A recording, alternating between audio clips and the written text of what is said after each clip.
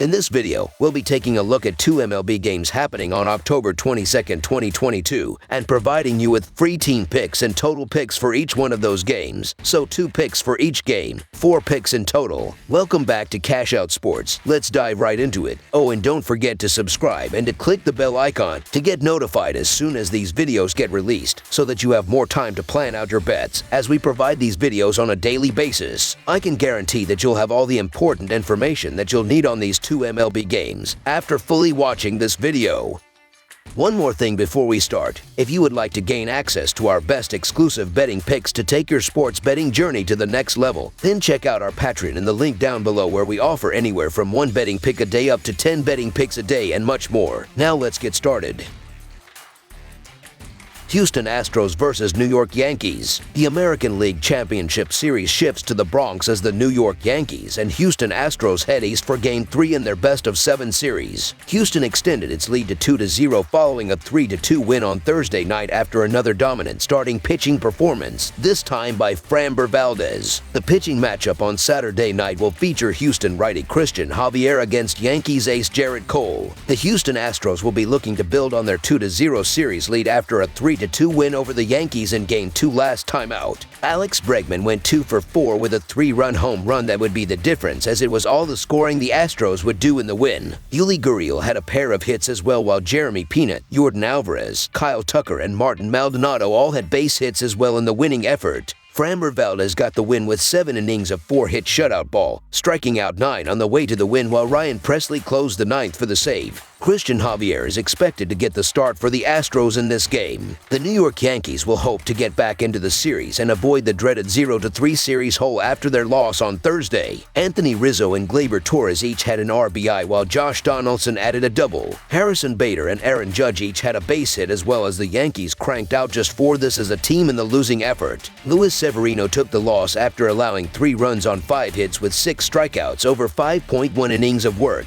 Gerrit Cole is expected to get the start for the Yankees in this game. Houston is 5-0 in their last 5 games and 5-0 in their last 5 American League Championship Series games. The under is 4-0 in Houston's last 4 games. New York is 0-4 in their last 4 games against the American League West and 13-6 in their last 19 home playoff games. The under is 4-0 in New York's last 4 games. The under is 6-1 in these two teams' last 8 head-to-head meetings. Saturday's Game 3 will be summed up in 2 words: Gerrit Cole. The Yankees right-hander has pitched very well in 2 postseason appearances, allowing only 3 runs in 13 1/3 innings pitched. Cole has been the only starter for New York with 2 consecutive strong outings on the mound in the postseason. The New York hitters will bounce back at home in the confines of Yankee Stadium, led by Harrison Bader, Aaron Judge, Anthony Rizzo, Gleyber Torres, and Giancarlo Stanton. The Yankees have won 13 of the last 19 home games during the playoffs, and when playing following a day off, New York has won 24 of its last 35 games. New York needs to win this game to avoid going down 3-0 in the series, and will turn to Gerrit Cole on the mound. Cole had 2 wins against Cleveland in the American League Division Series. Houston will have Christian Javier on the mound, who has only pitched 1.1 innings in the postseason. I like New York to take care of business here behind a strong performance from Cole. The Yankees are now 6-1 to the under in the playoffs, as their struggling lineup limps towards a .150 team average at this point. The Astros are 2-8 to the under in their last 10 overall and are 4-1 to the under in the playoffs. Saturday's pitching matchup does not present, statistically, a change in outcome, as Cole has an earned run average just above 2 in the playoffs, and Javier possesses a 0.37 earned run average in his last 5 appearances. The first 2 games of this series produced a grand total of 11 runs, with 6 scored in the first game and 5 in the second. Look for that trend to continue with New York's Gerrit Cole on the mound, who gave up just 3 runs in 2 appearances against Cleveland in the American League Division Series, and both of those games finished under. The total has finished under in 6 of the last 8 games that Houston and New York have played head-to-head. The total has also finished under in each of Houston's last 4 games, as well as in each of New York's last 4 games. The under rides until the Yankees magically morph into the early season version of themselves. This just feels like a game where runs are going to be hard to come by, and it feels like a kind of game where one hit decides it late after a lot of 3-up,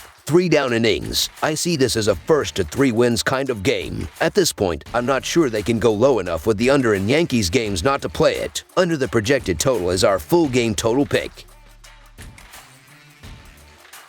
San Diego Padres versus Philadelphia Phillies. San Diego will try to level the National League Championship Series at 2-2 when it faces Philadelphia in Game 4 at Citizens Bank Park on Saturday night. The Padres lost home field advantage when they lost in a 2-0 final in Game 1, but they responded with an 8-5 comeback win in Game 2. Philadelphia regained control of the series with a 4-2 win at home on Friday night. The San Diego Padres just couldn't find their offense in their Game 3 loss, and they've now been held to 3 or fewer runs in 5 of their last 9 postseason games. The Padres are 1-4 this postseason when scoring 3 or fewer runs. The Padres' offense has to get going if they're going to survive this series. Manny Machado leads the Padres with 11 hits and 6 RBI, while Jake Cronenworth and Austin Nola have combined for 19 hits and 11 RBI. Mike Clevinger gets the ball, and he was 7-7 with a 4.33 earned run average and 91 strikeouts this season. Clevinger is 0-1 with a 5.74 earned run average and 19 strikeouts in his postseason career. The Philadelphia Phillies continue to show a balanced attack, but it's their pitching that continues to shine this postseason. The Phillies have now allowed 3 or fewer runs in 7 of their first 9 postseason games. The Phillies have now won 10 of their last 12 games when allowing 3 or fewer runs. Bryce Harper leads the Phillies with 14 hits and 7 RBI, while Gene Segura and Alec Boehm have combined for 15 hits and 10 RBI. Bailey Falter gets the ball, and he was 6-4 with a 3.86 earned run average and 74 strikeouts this season. This will be Falter's career postseason debut. The Padres are 4-1 in their last 5 Saturday games and 8-3 in their last 11 road games. The Phillies are 39-19 in their last 58 home games and 19-7 in their last 26 playoff home games. The over is 8-3-1 in Padres' last 12 overall. The over is 5-1 in Phillies' last 6 home games. The Padres are 1-4 in the last 5 meetings. The National League Championship Series is tied 1 game each as the setting shifts to Philadelphia for Game 3. The Phillies took Game 1 thanks to an excellent outing from Zach Wheeler, but Aaron Nola and the Philadelphia bullpen were rocked in Game 2 as they allowed a combined 8 runs and 13 hits. Game 2 was a bad loss for the Phillies because they rely on winning both games behind their 1-2 punch of Wheeler and Nola. After those 2 aces, the talent in their starting pitching drops off very fast, and that includes Ranger Suarez. The lefty has struggled tremendously in the last few weeks as he was shelled by the Astros in his last start in the regular season and then let his nerves get the best of him in his first career postseason start in the National League Division Series. He allowed 1 run and 3 hits in 3.1 innings to the Braves, but the concerning part was his 5 walks allowed. He has walked 8 batters in his last 6.1 innings after walking just 3 batters in July, August, and September combined. It's clear that something is off in Suarez's mechanics. While the Phillies have a limited starting rotation, the Padres' third starter might be their best of the playoffs. Joe Musgrove has allowed 2 runs and 7 hits in 13 innings this postseason, which came against the Mets and Dodgers. Those 2 offenses finished the regular season ranked 1st and 2nd in OBP and 1st and 4th in OPS against right-handed pitching, so being effective against those 2 lineups in high leverage starts is very impressive. Being on the road had no effect on Musgrove in the regular season, but being at home did for Suarez. The lefty struggled in his home park, which is known for being hitter-friendly, as he posted a 4.27 earned run average and allowed opponents to hit for a .272 average. And as we saw in Game 2, even if the Phillies jump out to an early lead, their pitching can bite them. The Phillies bullpen has a 4 earned run average in the postseason, which is the highest bullpen earned run average of the remaining 4 teams. Musgrove has shown that he is not afraid of the bright lights and high leverage situations. While I have my doubts about Suarez's control, the Padres will take care of business in Game 3. So the San Diego Padres money line is our full game side pick.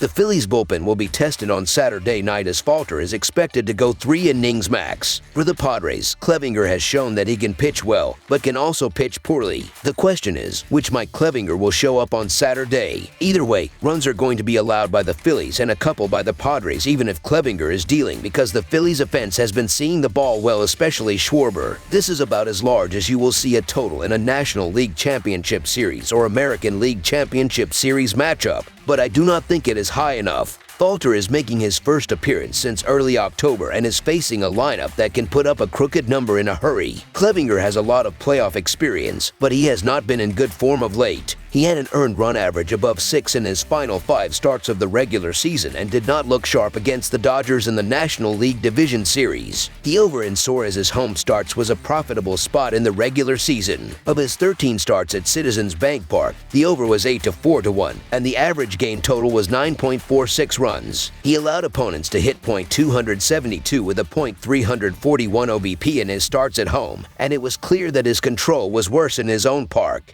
He was more hittable, but he was also wilder, as his WHIP at home was 1.51 compared to 1.20 on the road. It's a poor matchup for the lefty considering the Padres average 4.33 runs per game in the postseason and are coming off an 8-run burst in Game 2. In the regular season, the Padres ranked 26th in runs per game at home, but they were a completely different team on the road as they ranked 3rd in runs per game. It was the opposite for Philadelphia, who ranked 14th in runs per game on the road, but 4th when at home. Since the Padres are the visitors in this matchup, both trends work well for the over. The Padres have gone over in 9 of their last 13 games, while Philadelphia has gone over in 5 of its last 6 home games. The over is 3 to 0 to 1 in Padres' last 4 Saturday games. The over is 4 to 0 in Phillies' last 4 after allowing 2 runs or less in their previous game. Game 3 should be another high-scoring affair. Over the projected total is our full game total pick.